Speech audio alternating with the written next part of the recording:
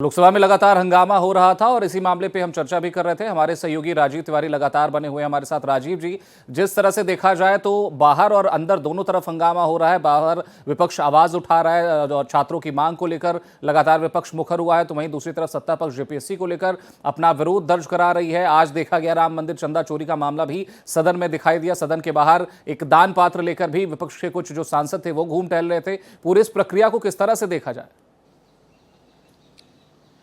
बिल्कुल, देखिए, संसद भवन के अंदर जो दान पात्र लेके घूम रहे थे वो समाजवादी पार्टी के सभी सांसद थे। और बड़ी बात यह है कि देखिए, जैसा कि अभी चर्चा हो रही थी, राहुल गांधी शाम 6 बजे जो प्रेस वार्ता करेंगे। अब इस पर सवाल यह उठ रहा है कि राहुल गांधी मानसून सत्र शुरू होने से पहले जो मुद्दा उठा रहे थे।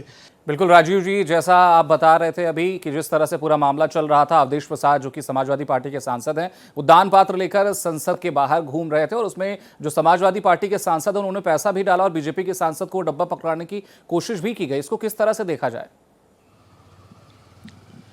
बिल्कुल, देखिए, अगर देखा जाए तो विपक्ष जो है वो लगातार एक के बाद एक प्रॉब्लम क्रिएट करना चाहता है इस मानसून सत्र में, और पूरे देश में एक नैरेटिव बनाने की तैयारी में है सरकार को लेकर के कि सरकार जो है तमाम भ्रष्टाचार का जो विपक्ष की तरफ से आरोप लगाया जा रहा है। पहले नीट पेपर लीक मामला, अब राम मंदिर चढ़ावा चोरी की बात की जाए, उसके बाद E20 की बात की जाए।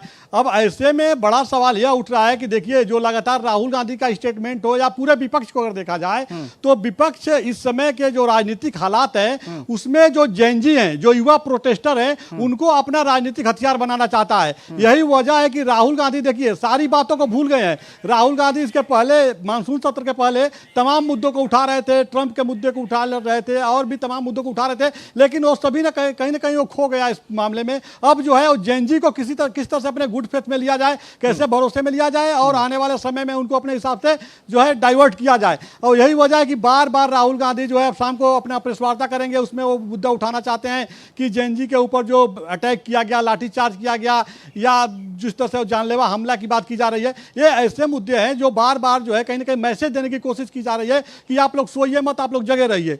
तो अब सरकार के सामने एक बड़ी चुनौती बनती जा रही है, क्योंकि देखा जाए तो देखिए, नीट पेपर लीक मामले में काकरोच जनता पार्टी के जो अगुआ हैं, जो अध्यक्ष हैं, चीफ हैं, जो अभिजीत दीपके, वो जंतर मंतर पर जब आए तो उनसे कोई राजनीतिक दल के किसी भी नेता की मुलाकात नहीं हुई। वह जंतर मंतर पर बैठे। अब जब 20 तारीख को वह मार्च करने जाते हैं, उसके बाद कांग्रेस पार्टी और विपक्षी पार्टियां जग जाती हैं।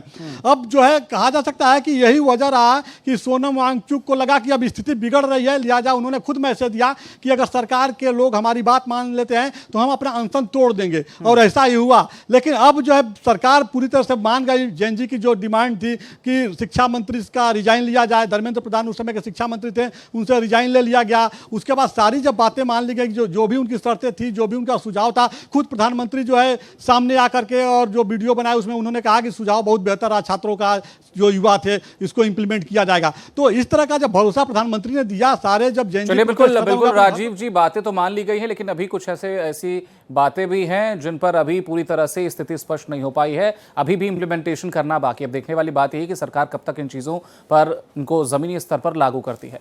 तो फिलहाल हमारे साथ जुड़ने के लिए और जानकारी साझा करने के लिए धन्यवाद आपका राजीव जी।